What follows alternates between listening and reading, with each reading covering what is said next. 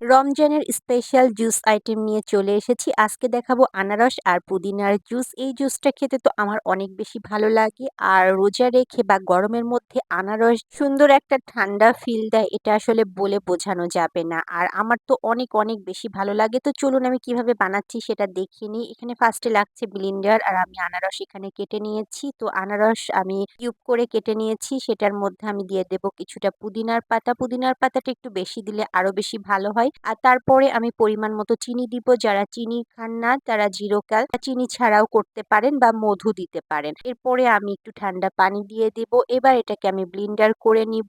ব্যাস, আমার পুদিনা আনারসের জুস একদম রেডি। এবার সার্ভিং এর জন্য আমি গ্লাসে ৩ টুকরা বরফ দিব। তারপরে আমি এই যে কি যে শান্তি! এত ঠান্ডার একটা ড্রিংকস। খুবই, খুবই টেস্টি এবং প্রাণ জুড়ানো একটা ড্রিংকস।